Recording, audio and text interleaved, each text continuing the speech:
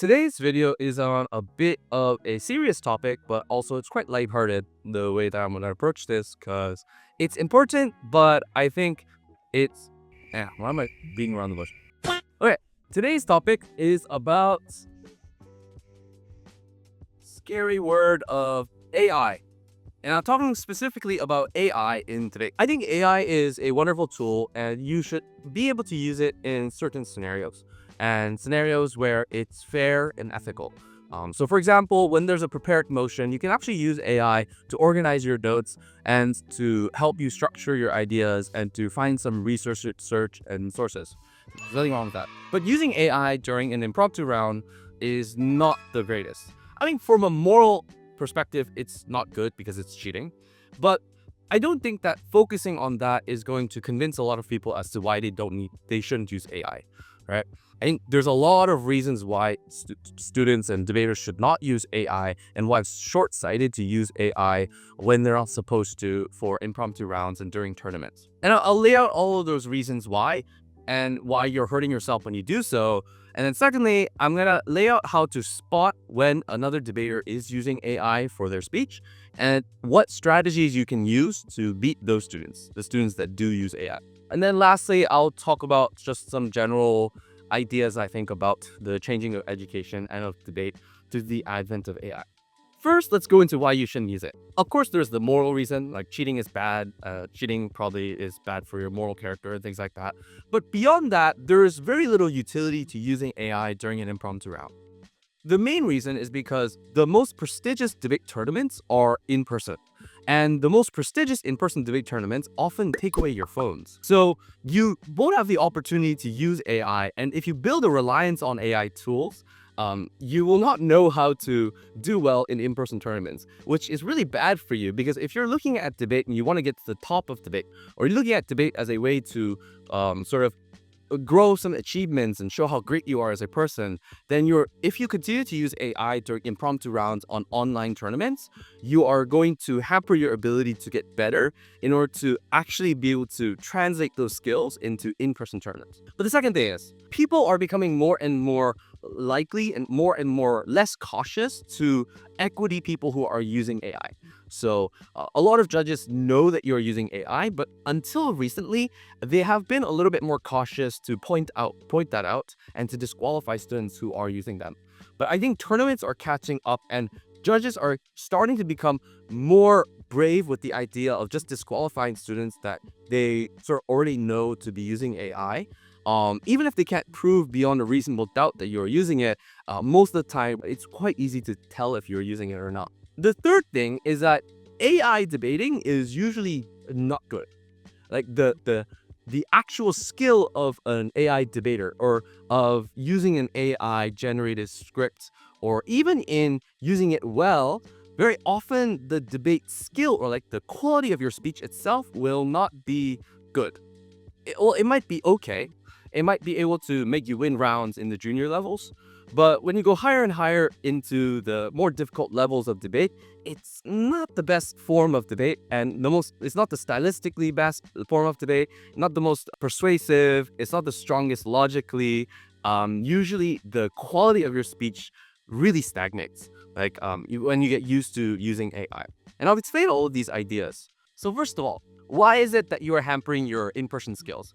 Well, mostly because in person, it's all written on paper, right? And so the ability that you need to be able to gain is to be able to write a few words down and to sort of create those sentences and ideas from the top of your head and flow between different ideas, even though you only write down a few things. Because 8-minute speeches after 30 minutes of preparation time it's really difficult to write 8 minutes worth of content. You need to rely on bullet points. But it becomes even worse when you do BP, which means you have 15 minutes to write a 7-minute speech. And again, you can't write it all down. And so if you get really reliant on AI and the fact that AI tools write out full sentences and full scripts for you, you're not going to be able to build the skills to be able to do bullet points and to make a speech impromptu. But the second thing is that you're just going to be relying on external knowledge and instead of relying on your logical processes to be able to explain why A plus B equals C, right? And so the logical mechanisms are something that you won't build either because of your AI reliance. Also, you won't be building just the content-based knowledge that you need to understand different things about international relations or about economics or about theology. These like base principles and ideas that if you rely on AI to be able to find those things for you during a debate, then these are things that you're not actually going to know or memorize. So that's why it hurts you in person. The second thing on judges being more likely to equity you and disqualify you. I think because students cheating on online tournaments and using AI is a relatively new thing, right? It's become much worse, like very bad in the past year. It was the problem before this year. And so it takes a little bit of time to catch up. And I think a lot of judges, one, built the mechanism to be able to tell what is definitively AI and what is not. Then two, it's becoming such a problem that necessitates a solution, right? Which is either for tournament organizers to have stricter and harsher rules as to how you do your preparation and how you show that you're not using AI, or stricter rules in and enforcement in just disqualifying students who are likely using it. And the third main issue is that AI is not good at debating. I'm sure that AI can improve, and if you use AI in the correct way, or if you code your AI to be better and to instruct AI how to debate, it can become better, right? But even then, it still doesn't become the best.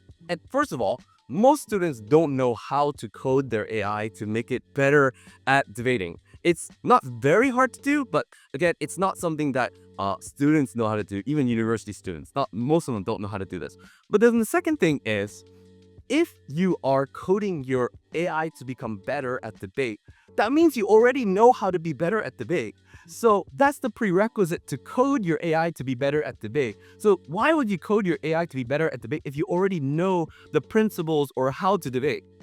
So this is why the majority of people who try to make their AI better at debating don't know how to do debate in the first place. And so it's a catch-22. But then the third thing is that most AIs have a lot of logical gaps, don't understand how to look at debates or how to make arguments in a way that fully mechanizes arguments. A lot of debate ideas by AI are assertive, as in the mechanisms, the logical grounding on ideas is usually just example-based, or it's saying this will happen because it will happen, right? There are no step-by-step process as to why something is likely to occur and the actor incentives as to why something is likely to occur, or the logical building steps of why a certain action is going to happen. So what usually happens with AI built scripts is that it will be very impact heavy, as it will say all the bad things or all the good things that could occur because of a certain action or a policy or a narrative. But it will never really build out the middle core, the mechanisms. And those will be always underdeveloped in most AI tools. And because those things are underdeveloped, your case is really flimsy. It's really easy to cut down. Or if your whole team is using AI, you'll have an entire case that is very deep in the impacts, like very expansive on impacts, but very weak in terms of evidence and logical explanation of why something happens or the likelihood of it occurring. The second thing is that debaters, or the best debaters, are able to adapt to how the debate occurs, but it's difficult to use AI programs and tools to be able to adapt to an ongoing debate, unless you are able to plug your ChatGPT or your AI tool into a microphone to listen to the debate that's happening and to process everything that's happening and then turn that into a script right before you do your debate. And even then, you would be relying on its logical ability to be able to synthesize all of the speeches that came before you and then strategically respond to that. And if you're able to do that, and if you can code something that does that, or if, I don't know, Google or Open AI does that for you, then at that point, maybe AI would be better. But that's a lot of ifs and buts that would have to occur first. That is also very unlikely for AI tools to be able to have. And even if AI tools did have that, you yourself have to understand the content, because the way in which you say your speech or what you emphasize within the speech has a lot to do with your understanding of the idea itself, or your understanding of the diction and the vocabulary and how to pronounce those ideas. But if you don't know what the AI is saying, what the script says, you really don't know what to emphasize, and you really don't know how to pronounce or to say the different ideas, and so your style of speaking is going to be way worse. So you're going to have a great written script, but the way in which you say the script is going to betray the idea that you don't even know what you're talking about. You're just reading from a paper. And so there's just so many weaknesses to relying on AI. And the problem right now is that a lot of junior debaters, or like the debaters who are on the weaker end of debate, find some success using it. And I would say that AI debating probably is quite successful in the junior category. In tournaments where you have grade 6, grade 5, 6, 7, maybe 8, grade 8 students. But when you go beyond that, it starts to plummet and fail because debaters reach a certain point where the benefit that they get from the AI is greatly mitigated by all of the benefits that they would have gotten if they were not using it, right? If they had just learned the fundamentals of debate. And so what will end up happening is that you will plateau. You will plateau, and you just won't get better past that plateau. Or you just have to relearn everything again to learn how to do it from the ground up, which means the improvement that you had at the beginning due to AI, it's just going to become all undone. And often those debaters usually just quit because they feel or they realize that a lot of what they learn while using AI to do all of their tournaments or their debates really didn't help them at all. These are the practical reasons why you shouldn't use AI for debate tournaments or during debates that are not prepared motions. Prepared motions, different story. Go ham, go wild. You can use it as much as you want, right? Even I sometimes use it for the prepared motions to organize my thoughts because again, it's not against the rules. But in impromptu debates, it will really, really slow down your growth and make it so that you're just a bad debater or like a worse debater, I would say. Now I'm going to move on to how you can first identify whether somebody's using AI or not, and then how you can beat those students. And I think a lot of what I'm going to talk about right now is I've already kind of touched on it in the earlier part. One, if a speaker says it's not this, it's that, probably AI. Two, if they're using lists that have 1, 2, 3 things in the list, probably AI as well. Third, they're using very specific vernacular that people don't use on a talking basis, that like diction that people don't regularly use, probably AI as well. Fourth, if the structure of their speech is a lot more flowy and doesn't have signposting, probably AI as well. 5, did I do 5 just now, or did I do 4? Okay, 5. 5. If they are using specific examples that come from the past for statistical analysis or facts, and they're really relying on those, probably AI as well. 7. If their speech is mostly impact heavy, but weak in terms of the logical process, also AI. Next, if they focus mostly on the constructive material, but don't focus on refutations, and if there is a quality difference between the refutations and the argumentation, or the style in which they speak is different from the refutation to the argumentation, probably AI as well. 8, if they're not commenting on the metagame or the strategy of the round itself, probably AI as well. Also, if they have a lot of arguments and not just 1 or 2 very deep and well-developed arguments, and they have like 4 arguments, probably AI too. By the way, one of those things in isolation does not mean that the person is using AI. If somebody is bad at doing refutations and they don't give deep refutations, then they're just bad at doing refutations, right? Doesn't mean they're using AI. But very often, there's at least 5 of these markers that are happening at the same time that gives the judge the holistic picture of the fact that they are using AI. I, as a professional debate coach or a person who teaches all the time, already know which of my students are using it, and then I yell at them and I tell them, why are you wasting your time? And then I tell them to do their speech again. Because I can almost always know whether they're using it or not. And also, I teach them, right? So if they start saying the word like, I don't know, conduit in their speech, like, of course, then I know that they're using AI. Like, why are they using some random word that they've never used before? Or on a kaleidoscope, right? The United Nations, the kaleidoscope of nations that nobody speaks like that, right? AI does, because AI, has been programmed to sound have a lot of weighty words and sound smart. But most people don't sound like that, and I will definitely know whenever my students do it, and I get really mad at them. And also, if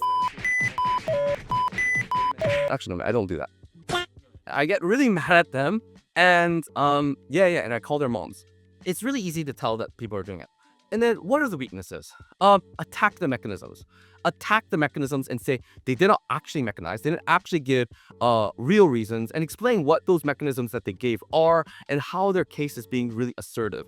Majority of AI cases are hung cases that rely on a very faulty premise that's happening in the mechanism, but it's not fully explained as to why that those impacts are likely to occur.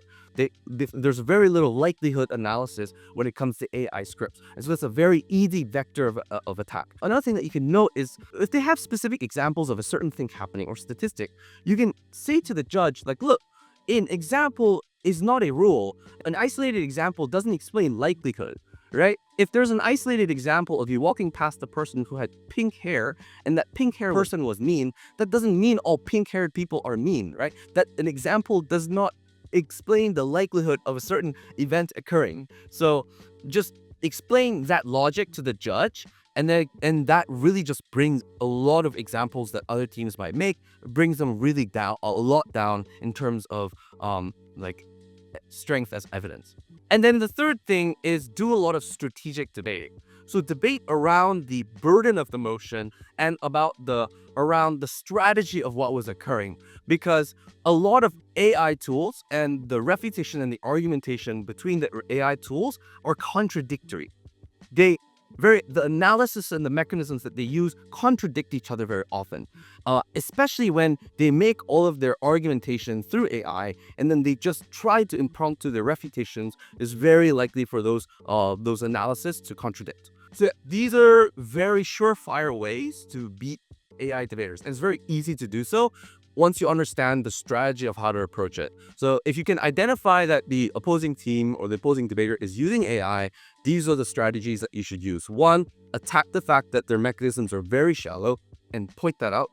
Two, point out the fact that strategically they're not understanding the debate or they're not understanding the meta of the debate. And third, point out the contradictions between the refutations and the argumentation, because there will be quite a lot. So what are some last comments with this video? Honestly, I think the morality of it matters a lot, because it does matter who you are as a person and whether you're willing to cheat or not. And I think that cascades into who you develop and who you become, right? The student you become, the adult that you become. I think that really matters, but it's not very persuasive, right? Like if I were to tell a student like, well, you're being a bad person, therefore this is why you shouldn't do it. It's not a very persuasive reason as to not cheat, which I think should be persuasive, but unfortunately it's not. What I do think is persuasive is explained to people like, look, this is not in your incentive. This does not benefit you, and you will plateau. You will not become better. You will just reach a certain level and then you will stay there because you've relied on an external tool that, one, you don't understand, but two, you cannot use in most scenarios. It will be something external to you that is not part of you. And so you need to build those logical mechanisms, and you need to build your understanding of debate yourself, because you can only rely on yourself unless you were to get like some, I don't know, brain chip implanted, but that's a different story, right? Don't worry, I'm not, what's it called? Reprimanding people with this lecture. I'm just giving the reasons why AI usage in debate is probably a bad idea. But yeah, that's it for the video. Bye everyone.